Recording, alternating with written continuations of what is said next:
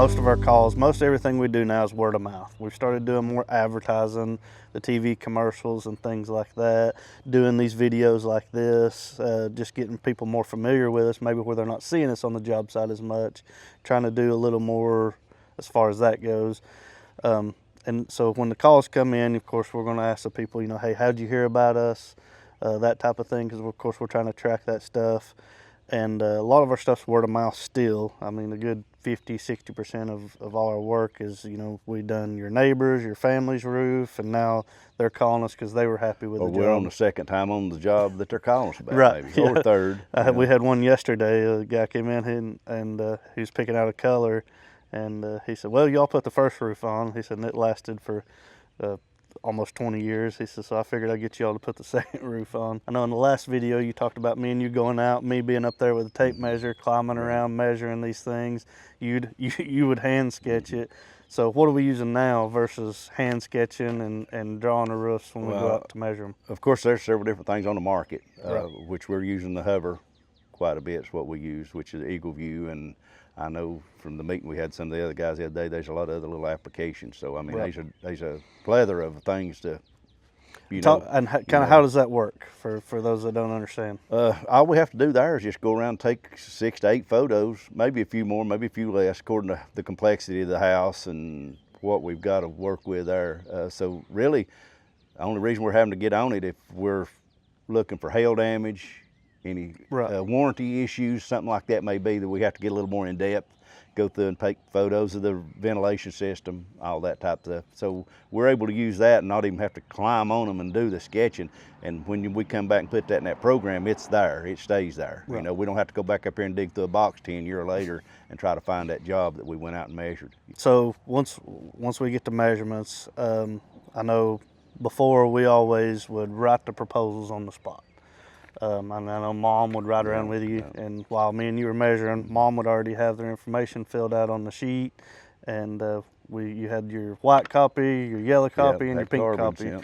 And so we'd give one to the customer, and we'd keep the other copies. So, but now we do that a lot different. So we come back to the office once we get the measurements, and we break down that job, and I know we go. You know, we break down our labor and we break down every piece of material on that job, from shingles to starters to ridge vent. We get our cost, we put our percentages, we figure out our overhead, and we're emailing out all our quotes now. So instead of giving the customer a quote on the spot, we're a little slower process as far as getting the quotes out. Mm-hmm.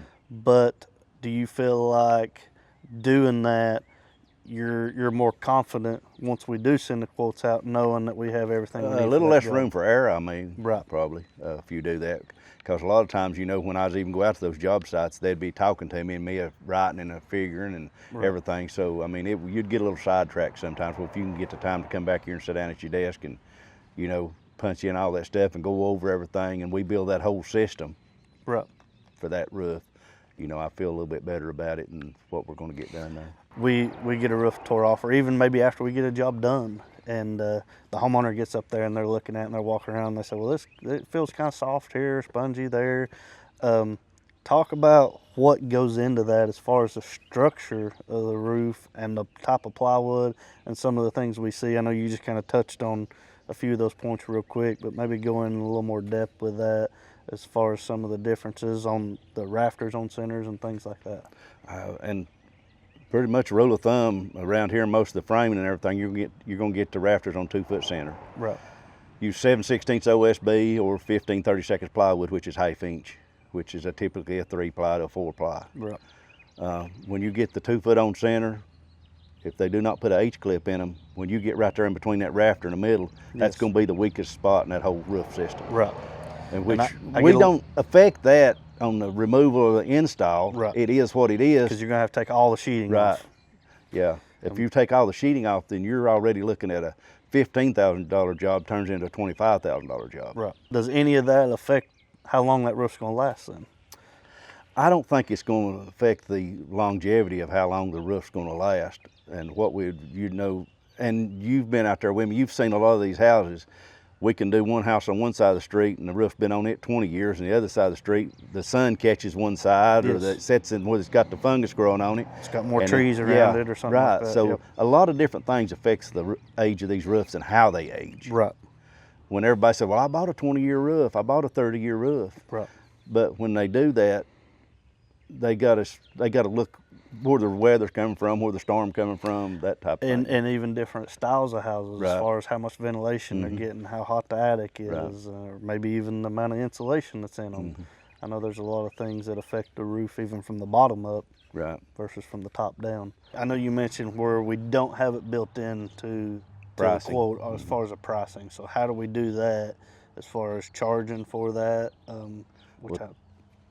Typically it's a per sheet price. Then some of the stuff we do a linear foot price on decking or square foot, whether it may have some insulation, or according to how that whole roof system put together, it may be a sandwich type deal where you got insulation with these chalets and a half-inch wood fiber board. I mean, there's a inch and a half ton groove that ceiling is the roof and the roof's the ceiling. So there's a lot of different things going on. A lot of different options that it could be as far as when we're replacing this stuff. And it's hard for us to go in there and detail every piece and part of this job. Right. Thank you all for watching our video. We're going to try and do some more videos like this in the future where we're connect with our customers, talk about our jobs, how we like to do things here at Brian King Roofing. So keep an eye on our Facebook and our YouTube channel, and we'll be posting more stuff in the future.